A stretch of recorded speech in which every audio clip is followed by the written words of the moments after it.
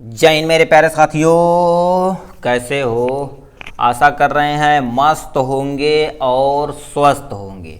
इसी स्वस्थता के साथ आज हम बात करने वाले हैं D pharma first year pharmaceutical chemistry chapter number 3। क्या D pharma first year pharmaceutical chemistry का चैप्टर नंबर 3 का ये टॉपिक है। कितना चौथा लेक्चर है, हाइड्रोजन परऑक्साइड के बारे में आज हम बात करने वाले हैं। ठीक, ये देखिए, ये एंटी माइक्रोबियल एजेंट का जो यूनिट नंबर 3 है, ये यूनिट नंबर 3 चैप्टर नंबर का यूनिट नंबर 3 है।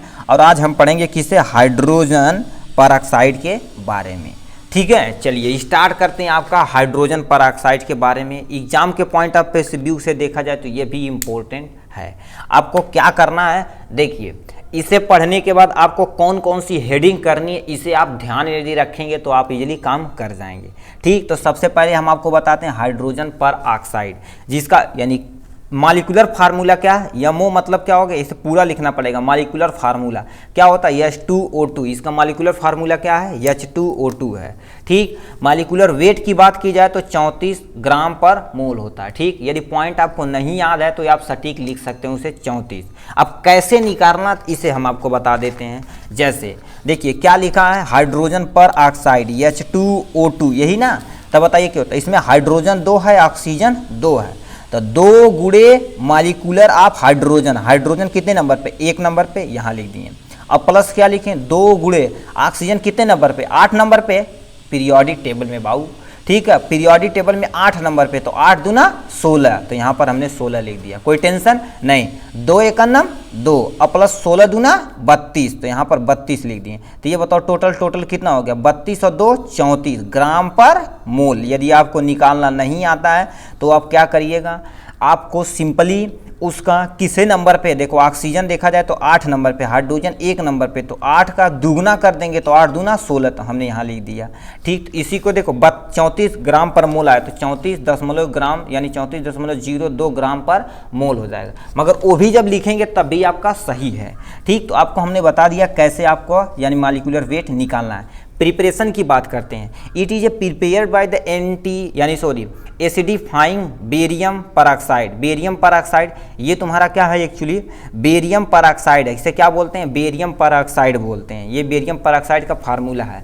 And removing excess water, excess water को रिमूव करना बाय इवेपोरेशन अंडर प्रेशर, मतलब यहाँ पर हम प्रेशर लगा दिए हैं। ठीक है, प्रेशर के द्वारा क्या कर देना, वाटर को रिमूव कर देना। उसी प्रोसेस से हमारा हाइड्रोजन परऑक्साइड बनता है। लिखा क्या है, देखिए, बेरियम ऑक्साइड यानी बेरियम परऑक्साइड को H2SO4 के साथ रिएक्शन कराया जाता है। H2SO4 के साथ क्यों रिएक्शन कराए?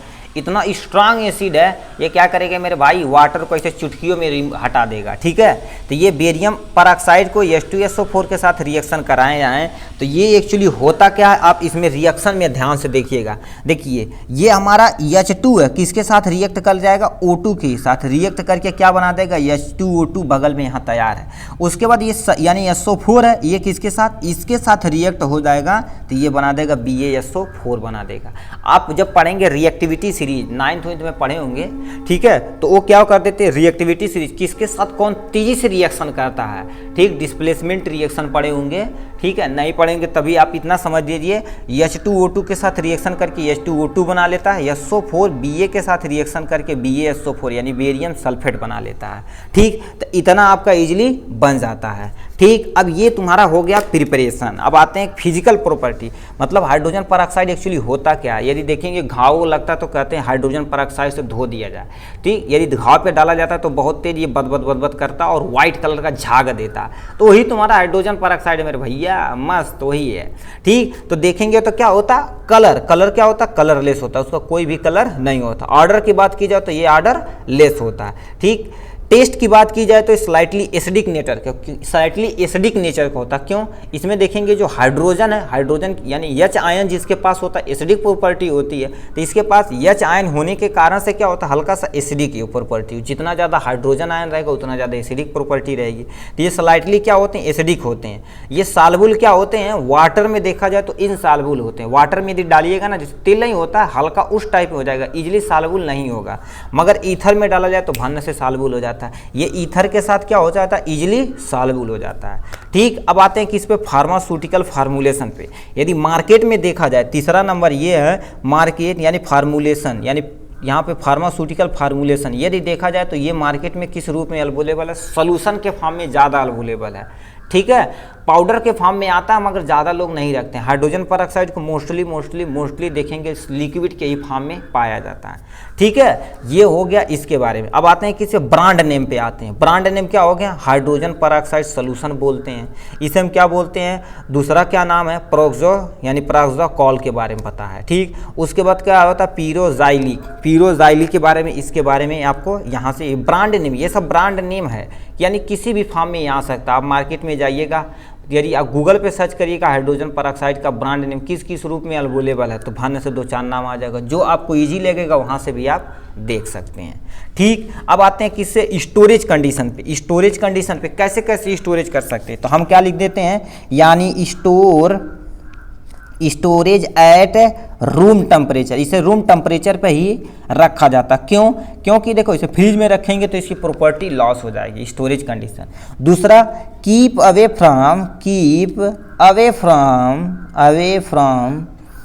अवे फ्रॉम सनलाइट, यानी देखो मॉइस्चर और सनलाइट से क्या करना पड़ेगा, इसे मॉइस्चर लिख देते हैं पहले और सनलाइट बाद में लिख देते हैं। आपको कहीं भी लिख सकते हैं, सनलाइट पहले लिख दीजिएगा, मॉइस्चर बाद में लिख दीजिएगा।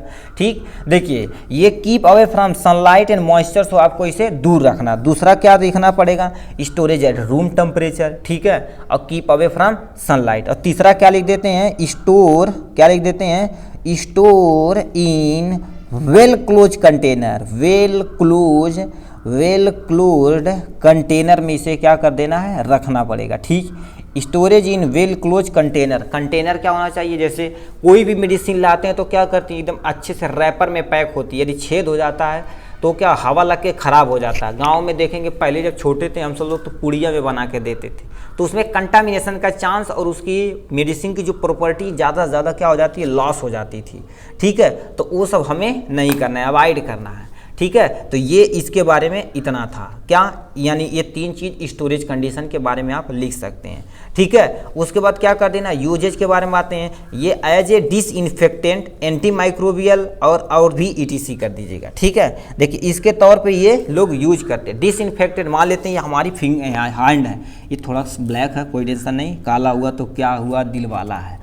ठीक, देखिए ये मान लेते इतना दूर हमारा क्या हो गया, कट हो गया। चलिए इसे इधर दिखा देते हैं। ठीक, ये मान लेते हमारा इतना दूर क्या हो गया, कट हो गया। ठीक, ऐसे क्या हो गया, ये सड़ना